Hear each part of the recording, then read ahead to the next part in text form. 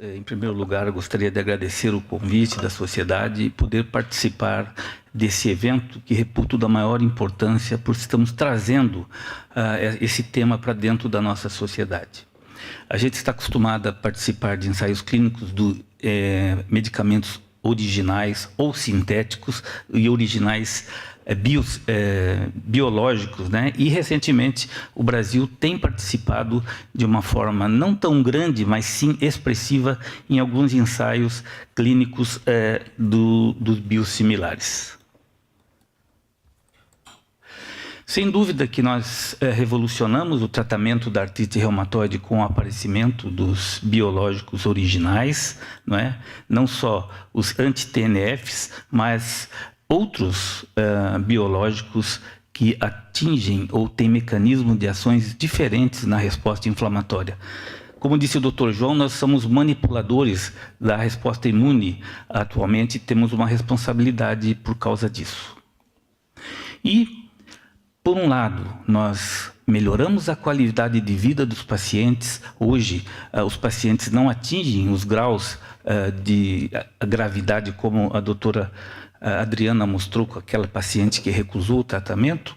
Os gastos subiram de uma forma exponencial, né? E nós temos um problema que é complexo, não é? O paciente querendo receber o melhor tratamento, o médico querendo oferecer o melhor tratamento, o sistema de saúde, especialmente em países em desenvolvimento, com seus problemas, né? A indústria querendo vender, o regulador querendo regular. Então, é uma situação ainda não completamente definida. Levando-se em conta que muitos desses medicamentos, a patente está sendo vencida, né? Há, sim, um ambiente propício para o desenvolvimento dos biosimilares, desde que eles atinjam os parâmetros desejados pelas agências regulatórias e para nós e para os nossos pacientes. Então, como foi mostrado hoje pela manhã, existe já uma década de biológicos na Europa, biológicos feitos em seres vivos, e o primeiro imunobiológico, o MAB, foi então o infliximab, que foi comercializado em 2013. E se vocês olharem ali, foram só 2 estudos, um de fase 3 e o outro de fase 1. E só com esse estudo de fase 1, ele foi aprovado, né? Quando você sabe que um estudo de um original, você tem que ter a fase 1, a fase 2, a fase 3 e a extensão. Então veja que já existem diferenças nesse rito de aprovação desses fármacos. Depois o Benepali, como já foi falado aqui.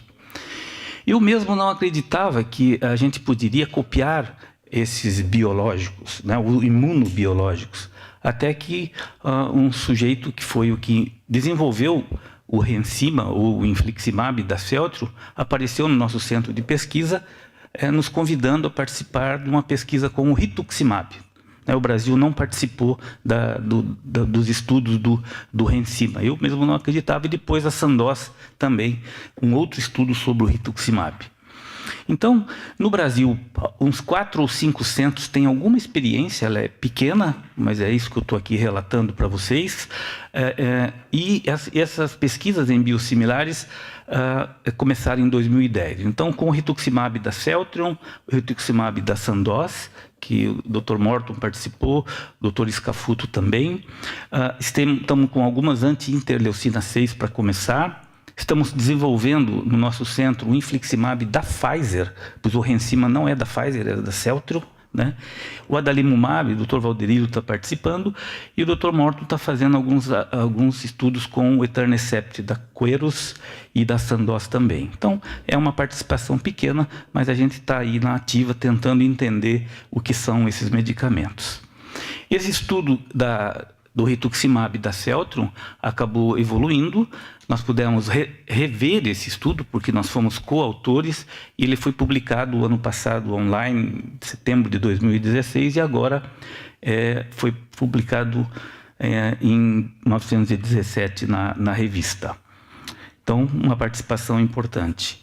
E o rituximab da Sandoz, né, foi publicado agora, 3 semanas atrás. Dr. Smolen é o ator principal e o Dr. Morton participa da publicação. Então, a gente está começando a ter experiência também com os nossos pacientes nesse grupo de novos agentes. Então, o que diferencia basicamente um biosimilar de um originador? O originador, nós conhecemos na hora do lançamento do remédio muito pouco sobre o remédio. Nós temos o estudo de fase 1, de fase 2 e de fase 3. Geralmente ele é aprovado aí. Só que, quando você faz ensaio clínico, as condições de pressão, temperatura, os pacientes são controlados. Há necessidade de todos esses novos fármacos biológicos de ter estudos de extensão a longo prazo. Também os não biológicos. O próprio Vioxx foi retirado numa situação posterior. Quantos black box que tem depois, quando ele vai para a vida real? Né? O medicamento denosumab, depois de 10 anos que a gente encerrou o estudo agora, que paramos com o denosumab, os pacientes que não foram para um outro biológico começaram a fraturar. Então a gente aprende muita coisa depois que o remédio é aprovado. Quando você vai desenvolver o biosimilar, todo esse aprendizado, tanto não só no desenvolvimento da molécula original, quanto no pós-marketing, ele já é incorporado. E como disseram hoje pela manhã, o foco é na molécula, é na farmacologia.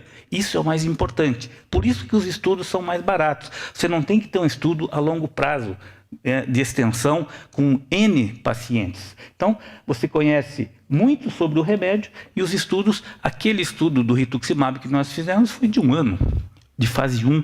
Né? Então, o que aconteceu? Esse estudo que a gente fez da Celltrion, um estudo de fase 1, só, nada mais, por 1 ano, e ele foi aprovado. Isso não é possível com um original, porque a gente conhece pouco. E foi aprovado em janeiro desse ano e chama Truxima. E o rituximab da Sandoz também foi um estudo que a gente fez de 1 ano, só que esse foi de fase 3 e foi aprovado agora em junho, recentemente também pelo EMA, mas ainda não está comercializado, e os outros estudos estão em andamento. Então, eu não imaginava que se eu fizesse só um estudo de fase 1, um dia eu podia aprovar um fármaco. Mas com o conhecimento da farmacologia e as exigências das agências regulatórias, isso é possível. A pergunta é para onde que nós vamos, né, em 1917? Nós temos questões não resolvidas, outras em tentativas de resolução, muitas delas nós vamos ter que esperar anos para ter uma resposta, mas acontece que nós estamos tendo uma nova onda de biosimilares, como a doutora Adriana mostrou, isso não pode ser negado. E quando nós vamos olhar quem que está pesquisando biosimilar, nós vamos ver que não são mais as biotechs, as agências, os laboratórios pequenos.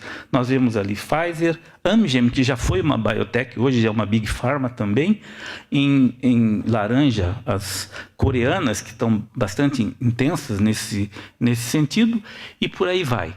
Então, seja lá para a gente, onde a gente for, a gente tem que ter a ciência ao nosso lado, desenhar bons estudos, ter acompanhamento adequado, especialmente uma farmacovigilância no pós-marketing. Era isso que eu tinha que contribuir. Muito obrigado.